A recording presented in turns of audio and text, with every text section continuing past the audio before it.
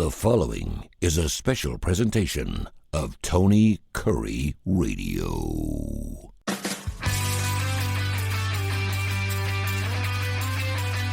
Welcome back.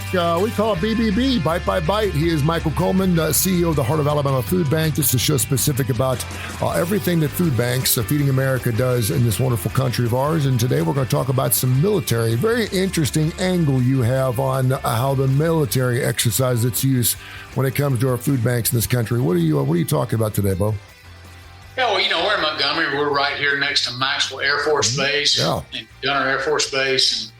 The annex here at Gunner. And, of course, I'm a retiree of 21 years. And I remember when I went in the military, I was what they call an E-nothing. I mean, you could not get lower. You come in the Army as an E1, you don't even have – when you get your first promotion, you get these little chevron, and people call those mosquito wings. And so but I remember the first paycheck, and they used to have something in the Army called Army Emergency Relief Fund. And it was for soldiers who, like me, lower enlisted at the time, just making ends meet, and you could get some food assistance, you could get some homes, but you tended to not want to seek that out for pride reasons. And so I remember my wife decided, we both decided, we had a brand new little baby. We both decided that she was going to stay at home and work, and that became a source of pride and being able to take care of my family.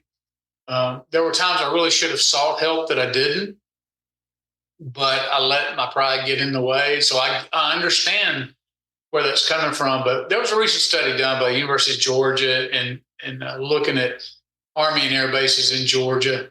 And find that about 13%, a little bit over 13% of the U.S. military sought out food assistance. But when they looked at the pay scale, they thought that really about 25%, and these are lower enlisted soldiers, really could qualify for some food assistance. So you roughly had 10, 11, 12% of the military that could have used that assistance that chose not to. Right. Yeah, based on their pay. So, and they want it. That's right. And so they want to find out why that is and what are the different variables. Now, it's not all pay. And the article points that out, that like sometimes where you and your spouse may both work, or even if a soldier's just working, could they make it on what that soldier's making? Possibly. But if you don't have any financial literacy, if you don't know how to stretch dollars, if you don't know how to do all those kind of things, then, so it's not that maybe the money's not there. So I don't know how to utilize. I've never had to manage a household budget. I just don't know how to do it, and the truth of the matter is I didn't know how to do it either. We learned the hard way. My wife and I grew up together as, getting married right out of high school. So there are some other variables, but the reality is the lower enlisted soldiers and airmen and Marines, there's not a lot of money.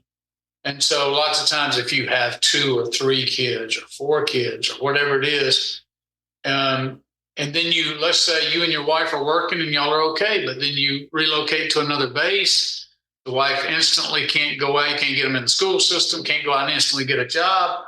And now you can't put enough food on the table.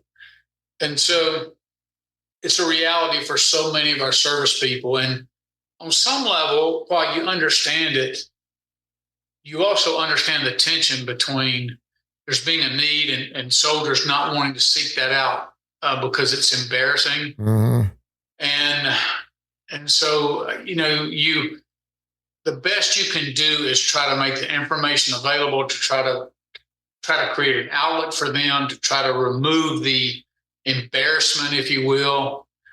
But as you and I were talking about it, it really made me think about, where are we as a country? Lots of times like this show right here that we do, it's really just about trying to educate the public. Mm-hmm. And we think I think the military probably is held as in high honor as it ever has. And rightly so. We just had 3 people reported killed. These are people that gave their life and over 30, I think now, who were injured. And so there may be more deaths attached to that. These are people that put their lives at risk all the time, and they're worthy of the honor that we give them. And so there is an issue about concern about that anybody who serves in our armed forces would qualify to go stand in the food line. That's discouraging. But also, we also train our soldiers to take pride and to not show weakness and to not show vulnerability.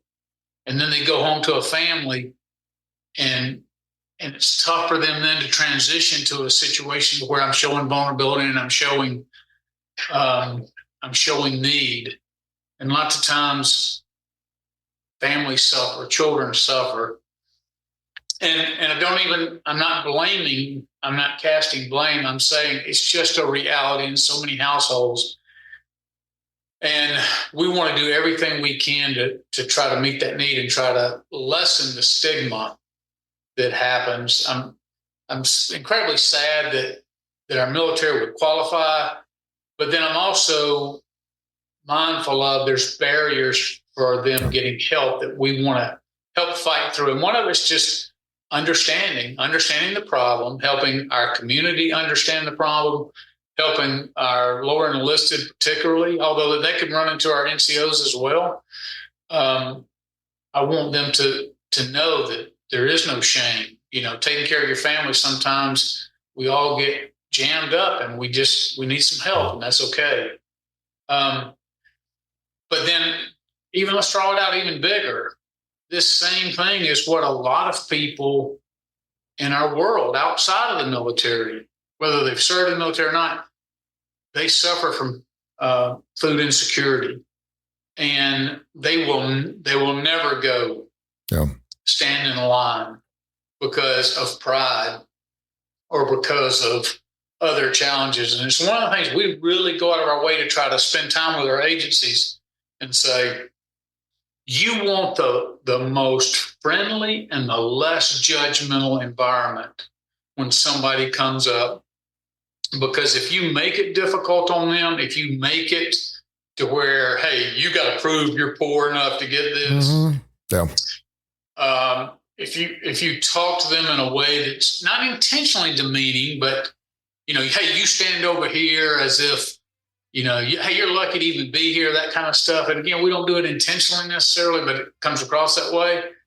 Well, then that person is going to come back and go, this is as degrading as I anticipated it would be, and I'm never going to come. I'd rather starve to death than come back and get in this food line. So one of our big missions is constantly fighting through it, bringing awareness that, hey, we have people on our military bases that are not at home. They usually don't have family in the area. And we need to constantly be mindful of young families, struggles that they go through, the military pay and the restrictions there, and just understand that those are families that we have to be extra intentional to reach out to and help overcome potential food insecurity. You're watching and listening to Bite by Bite. This has been a special presentation of Tony Kurre Radio.